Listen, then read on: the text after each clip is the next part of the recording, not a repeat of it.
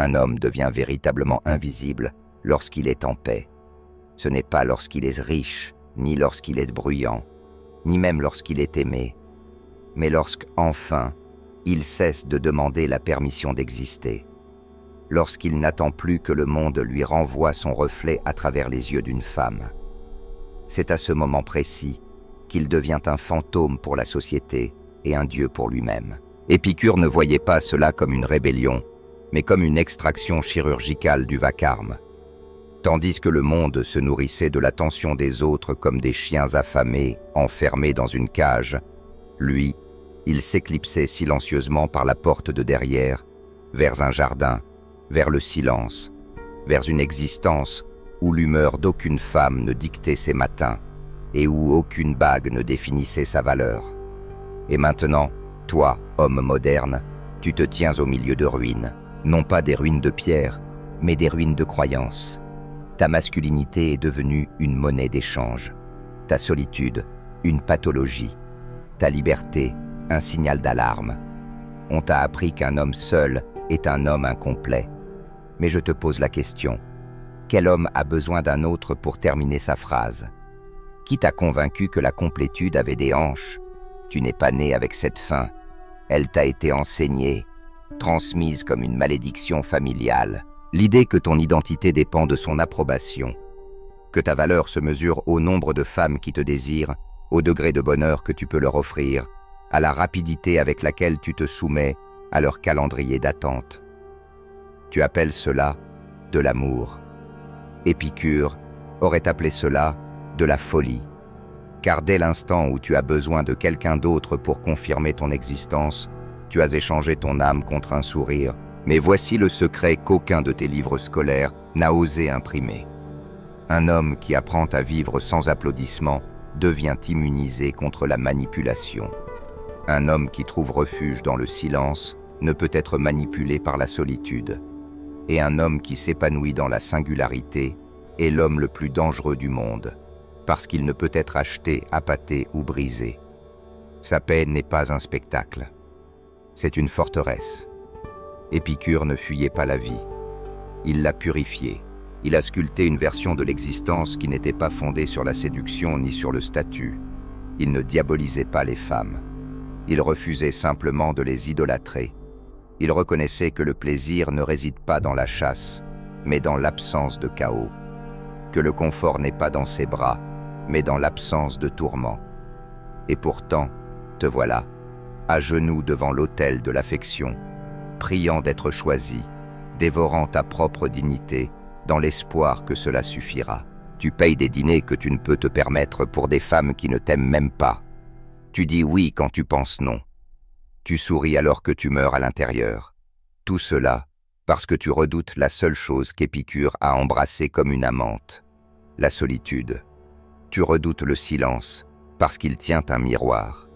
Et tu sais que, lorsque le bruit s'estompe, tu rencontreras enfin l'homme que tu as évité toute ta vie. Pas celui qui pose pour les photos ou qui joue un rôle durant les rendez-vous, mais celui qui te fixe dans l'obscurité.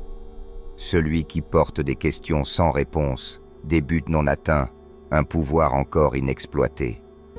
Et cela, mon frère, t'effraie bien plus que le rejet ne le pourrait jamais. Mais c'est précisément là qu'Épicure veut que tu commences. Alors penche-toi, car nous allons plonger dans un territoire que la vie moderne interdit aux hommes d'explorer. L'idée que ta liberté n'est pas une faiblesse, mais ta forme ultime. Tu vois, l'homme célibataire, s'il l'est réellement dans son esprit, pas seulement sur l'état civil, n'est pas incomplet. Il est rare. Il est l'une des dernières créatures capables de respirer sans mendier de l'air. Il ne demande pas ce qu'il apporte à la table, car il est la table. Il est la chaise, la pièce, la maison, toute la structure dans laquelle le sens prend forme. Mais la plupart des hommes n'arrivent jamais jusque-là. Ils restent coincés au milieu. Ils deviennent des nomades dans un désert de désespoir, courant après des mirages qu'ils prennent pour du sens. Ils sortent avec des femmes pour se sentir valables, se marient pour se sentir validés, et souffrent sous le poids d'attentes qu'ils n'auraient jamais dû porter. Tu peux les reconnaître de loin. Ce sont ceux qui chuchotent. Femme heureuse, vie heureuse, avec des yeux morts et des sourires crispés. Ils ont été domestiqués, Daniel, comme des loups dressés à rapporter, comme des lions entraînés à porter des smokings et à sourire pour les photos de mariage. Épicure les regarderait avec tristesse, non pas parce qu'ils ont échoué, mais parce qu'ils n'ont jamais remis en question pourquoi ils couraient. C'est là que la pensée épicurienne devient un instrument chirurgical, impitoyable dans sa clarté. Il ne dit pas aux hommes d'éviter les femmes, il leur dit d'éviter les troubles inutiles. Et quand une relation moderne devient un champ de mines d'attentes émotionnelles, de communication constante, de surveillance sociale, d'enchevêtrement financier et d'emprisonnement identitaire, comment peux-tu prétendre à la paix lorsque l'approbation d'une autre devient le thermostat de ta valeur personnelle? Tu n'es pas un homme. Tu es un majordome dans un palais invisible. Épicure écrit « La richesse requise par la nature est limitée et facile à obtenir, mais la richesse exigée par les idéaux vains est sans limite. » Relis cette phrase, mais remplace richesse par amour. Et soudain, tu comprendras pourquoi tant d'hommes sont épuisés. Tu n'es pas fatigué parce que tu es seul. Tu es épuisé parce que ton idéal de l'amour exige que tu te mutiles pour être jugé digne. Alors tu rétrécis, tu compromets, tu coupes des morceaux de ton caractère pour entrer dans des cadres que tu n'as pas choisis. Et la tragédie, c'est que tu crois que ce sacrifice est noble. Tu penses que tu fais quelque chose de vertueux, mais en réalité, tu es comme un homme jetant sa carte dans l'océan, juste pour entendre quelqu'un lui dire « Tu vas dans la bonne direction ». Tu es fatigué parce que tu as abandonné le volant de ta vie pour le confort de ne pas conduire seul. Mais Épicure n'a pas simplement rejeté ce marché, il l'a exposé. Il vivait parmi des compagnons masculins proches, dans la simplicité, discutant de philosophie sous les arbres, cultivant sa propre nourriture et recherchant un plaisir qui n'asservit pas. Le paradoxe, c'est qu'il a trouvé plus de joie dans le moins. Il a trouvé plus de stabilité dans la solitude que la plupart des hommes dans le mariage. Le monde moderne appelle cela étrange, mais peut-être que c'est le monde moderne qui est malade. Alors je te demande maintenant, non pas comme un prêcheur, mais comme un homme parmi les autres. T'es-tu déjà assis en ta propre compagnie sans chercher à t'échapper? T'es-tu déjà réveillé, préparé ton café et pensé non pas à qui devrait être à tes côtés, mais à ce qui se trouve encore à l'intérieur de toi? Si la réponse est non, alors ta solitude n'est pas ton ennemi, c'est ta dernière chance. Le moment où tu cesses de romantiser ta dépendance, tu commences à récupérer ta divinité. Descendons ensemble au-delà des slogans, au-delà des mensonges doux auxquels ton cœur s'accroche comme à une couverture d'enfance, jusqu'à la moelle même de ce que signifie prospérer en tant qu'homme seul, et pourquoi la plupart ne le feront jamais. Car prospérer, dans le sens épicurien, ce n'est pas survivre avec le sourire. Ce n'est pas un confort déguisé en dopamine, c'est la conquête silencieuse du chaos intérieur. Et c'est précisément là que la plupart des hommes échouent. Non pas parce qu'ils sont faibles, mais parce qu'on ne leur a jamais appris que l'immobilité est une force. On t'a dit de foncer, de travailler dur, d'acquérir. Mais personne ne t'a appris à être, surtout pas en l'absence de chaleur féminine. Tu as peur d'être seul parce que tu confonds silence et insignifiance. Mais Épicure enseignait qu'un homme qui a peur d'être seul craindra tout, et cette peur devient l'architecte de sa servitude. Tu ne choisis pas l'amour, tu choisis d'être choisi. C'est ton premier péché. Tu entres dans les relations non pas comme un souverain, mais comme un mendiant en costume, souriant, complimentant, espérant, mourant un peu chaque fois qu'elle ne répond pas assez vite. Tu prends cela pour du romantisme. Ce n'en est pas, c'est un suicide spirituel. Et cela commence tôt. Dès que tu as été félicité pour être gentil, récompensé pour ta docilité, élevé pour servir, entraîné à maintenir la paix en échange d'une possibilité d'affection. Chaque salle de classe, chaque table à manger, chaque film t'a murmuré le même poison. Être désiré, c'est être digne. Tu n'as pas appris à construire un royaume. Tu as appris à décorer une cage, Mais voici ce qu'Épicure avait compris, et ce que les hommes modernes doivent urgemment se rappeler. La plus haute expérience humaine ne se trouve pas dans la passion, mais dans la paix. Et la paix est impossible quand tu externalises ta température émotionnelle au caprice de quelqu'un d'autre. Qu'est-ce que cela signifie pour l'homme célibataire? Cela signifie que ce que le monde appelle solitude, Épicure l'appelait liberté.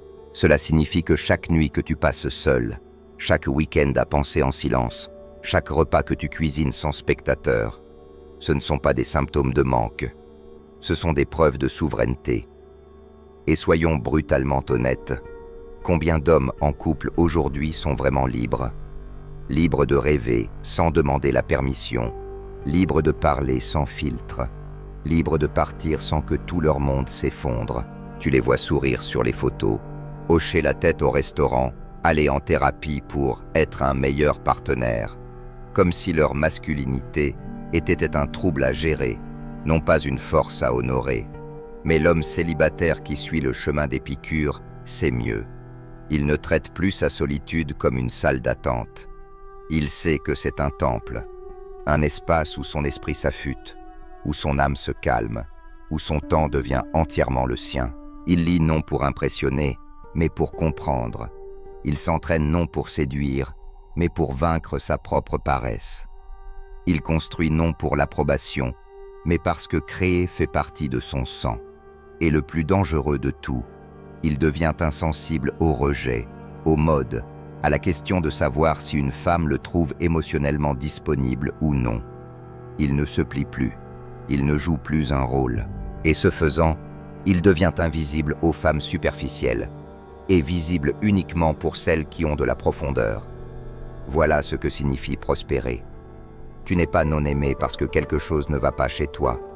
Tu es non aimé parce que les standards du monde moderne récompensent la soumission, pas la souveraineté, et ton refus de ramper te rend terrifiante.